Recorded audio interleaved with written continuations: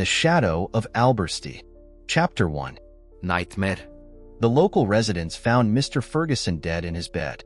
His face was distorted with horror, and doctors could not determine the cause of death.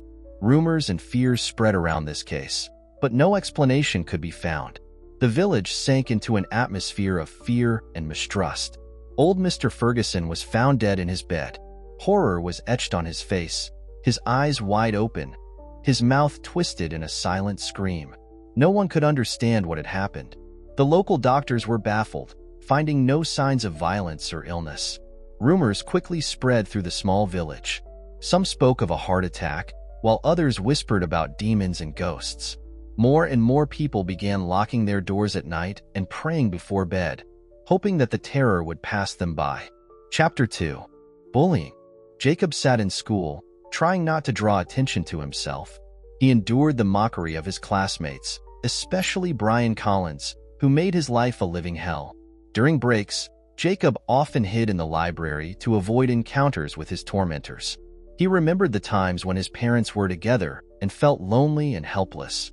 Every morning for Jacob began with a heavy sigh and a reluctance to get out of bed. School had become a real ordeal for him. As soon as he crossed the schoolyard, he heard the taunts of Brian Collins and his gang. "Hey, Jake, how are your parents?" Brian shouted, shoving Jacob in the back. The crowd laughed. Jacob clenched his fists, trying not to show the pain. He knew that resistance would only make things worse. In class, he sat at the back, trying to blend into the surroundings. But even here, he was not safe. Insulting notes were thrown at him, and his books and notebooks were often defaced. The only place where he felt relatively safe was the school library. Here he spent most of his breaks, hiding between rows of books, hoping not to be noticed. Chapter 3. Protector. Sophia Marshall, Jacob's classmate, stood up for him when Brian started teasing him again. Her courage and kindness deeply impressed Jacob. They formed a friendship, and he felt less alone.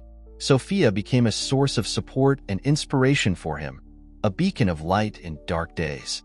"Leave him alone, Brian," Sophia loudly declared, stepping between Jacob and his tormentors. Brian raised his eyebrows in surprise, but then smirked. "And what are you going to do, Marshall? Tell the teacher?" he sneered. Sophia did not back down. "If you don't leave him alone, I really will. And the principal will be happy to hear how you behave in class." Brian froze for a moment, then waved his hand and walked away, smirking. "Fine, but we'll see you around, Evans," he said as he left. Jacob stood there, not believing his eyes. Sophia turned to him and smiled. "Are you okay?" she asked. Jacob nodded, feeling the lump in his throat gradually dissolve. "Thank you," he whispered. For the first time in a long while, he felt like he had an ally. Chapter 4. Encounter with Albarsty. One night, Jacob woke up feeling like he was being strangled. In the dim light of his room, he saw a sinister figure. Albarsty, with long claws and deathly pale skin, was approaching his bed. Jacob felt a surge of anger and despair, recalling all the humiliation and pain. In a moment of panic, he grabbed the creature's hair and pulled out a tuft. Albarsty disappeared, leaving Jacob in shock. The night was quiet and dark. Jacob lay in his bed, tossing and turning restlessly. He couldn't sleep. Thoughts of school bullying and his parents' divorce kept him awake. Suddenly, he felt a heavy weight on his chest. Opening his eyes, he saw a shadow, sinister and terrifying. It was a creature with long, claw-like fingers and deathly pale skin. Albarsty slowly approached, its eyes gleaming in the darkness. Jacob felt a cold fear paralyze him. The creature loomed over him, its fingers wrapping around Jacob's neck, and he began to suffocate. Suddenly, a wave of rage washed over him. All the taunts, hurts, and humiliations flooded his mind.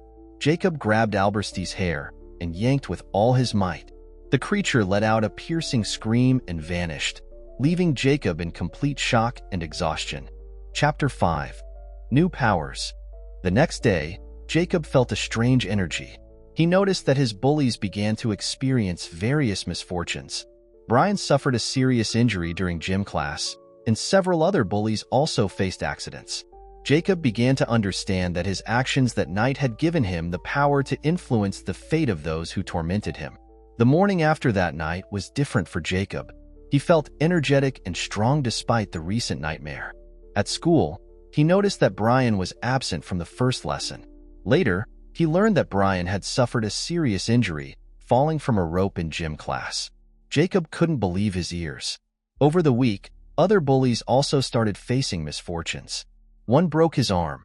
Another got a severe burn. Jacob felt a strange satisfaction from what was happening. He began to understand that his encounter with Albarsty had given him extraordinary powers. Now he could punish his tormentors without much effort. Chapter 6. Consequences. Jacob realized that his new powers came with responsibility. He began to doubt the rightness of his actions, especially after several bullies ended up in the hospital. He was tormented by nightmares in which he saw his enemies suffering at the hands of Albarsty. Sophia noticed the changes in his behavior and tried to help him figure things out. Jacob couldn't shake off the feeling of guilt. Every time he heard about new misfortunes of his tormentors, doubts tormented him. He saw their suffering in his dreams, and these nightmares became his constant companions. He began avoiding Sophia, fearing she would find out the truth. However, Sophia noticed the changes in his behavior.